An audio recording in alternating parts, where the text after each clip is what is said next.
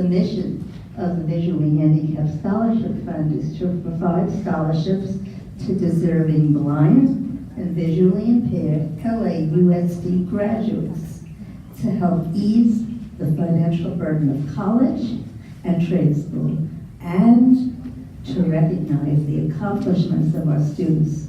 We are a California nonprofit organization separate from LAUSD.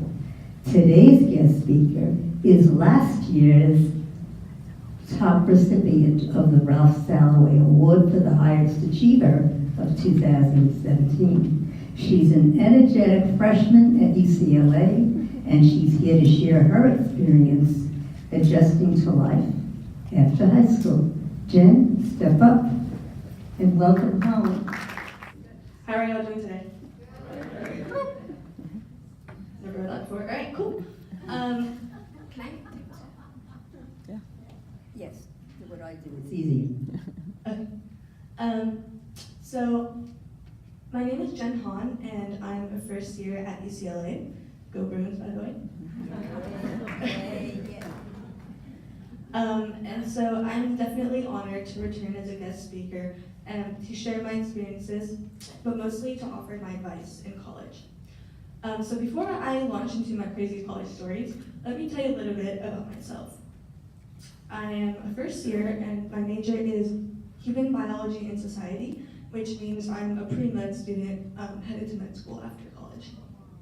Yeah.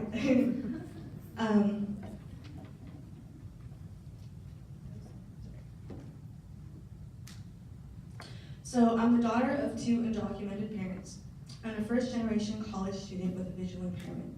Many of my peers originate from well-off families, and pursuing a degree in STEM is even more difficult with a visual impairment. However, in the last couple of months, I've definitely learned to never let my disability interfere with my intellectual and personal aspirations. So there are 3 things I'd like to cover today. Number 1 is find your niche. What that means is that when I first entered UCLA, I was incredibly fearful of finding friends. And to any of you who are experiencing the same thing, I can definitely guarantee you that this is normal.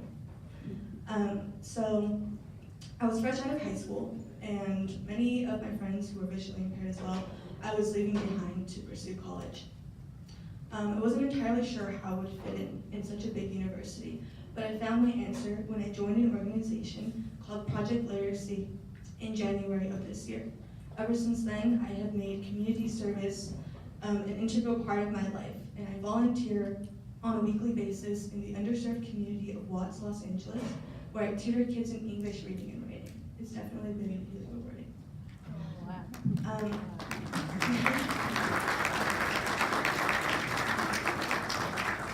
To be frank with you, I never quite imagined myself where I am now. Next year, I will be serving as a director in UCLA's Community Service Commission and partake in organizations such as City Lab, where we teach high school kids about biotechnology and molecular biological processes.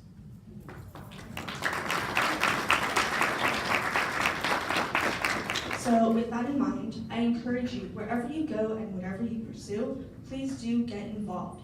You'll find a sense of self-confidence and friendships that you literally cannot find anywhere else. Be a leader and take the initiative, and don't let your disability hinder you from stepping out of your comfort zone. Try new things.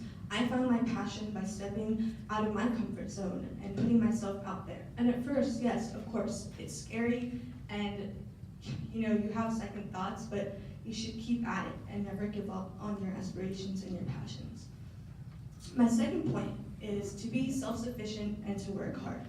It is true that they say that you're on your own in college. So it'll be your job to communicate with your disabilities office to ensure that your accommodations and your exams are in place. It'll also be your job to inform your professors about who you are and what you need. You'll be packed into a huge lecture hall full of 300 plus students. Trust me, it's real, okay?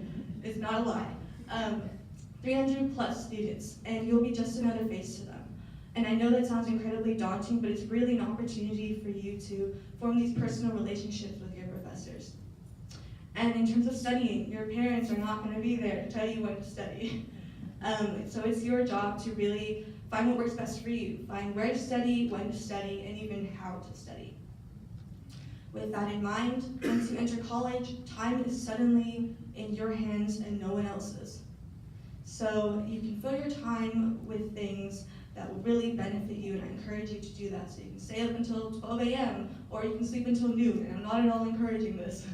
But definitely, be mindful of that and really fill your time with things that will benefit you and help you grow in your character as well. And of course, you're going to mess up, you're going to make mistakes, and that's simply inevitable. But the truth is, the only thing anyone can really ask of you is that you learn from those mistakes and that you keep trying. So stay focused, work hard, and you will succeed. My third point is to not forget your roots and to also learn to have fun. So I call my parents whenever I have a spare minute, and I visit home twice a month. And of course, my mom will text me when she misses me, and sometimes I get busy and sometimes I forget. But then she'll also text me to remind me that she's paying the college bills, so I best not forget about her. Either way though, I love my family and I really appreciate them, and with that in mind, you should definitely keep in contact with the people back home and the ones who supported you throughout this journey as well.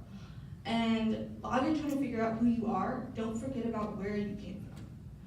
And in terms of having fun, it's really important to find things that help you relax away from the rigorous academic setting.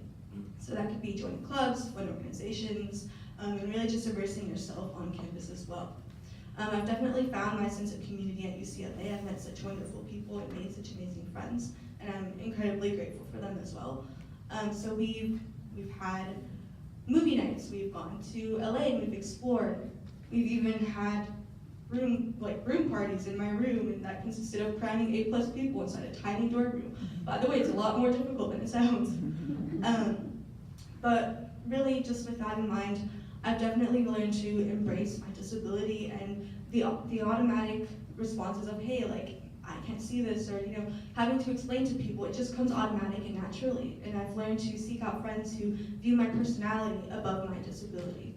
So bearing that in mind, please definitely embrace who you are and accept who you are, and really don't let your disability deter you, but rather let it encourage you and motivate you to push your boundaries and try new things and strive higher. You are definitely more than a statistic and more than a diagnosis. And college is really about just finding your identity as a person. I believe in all of your potential to succeed and to find your fullest potential. You just need to work for it as well. I'd like to definitely thank the VISF so much for inviting me to speak today. And you guys are amazing, and I believe in all of you. So good luck in the next coming years, and go Bruins.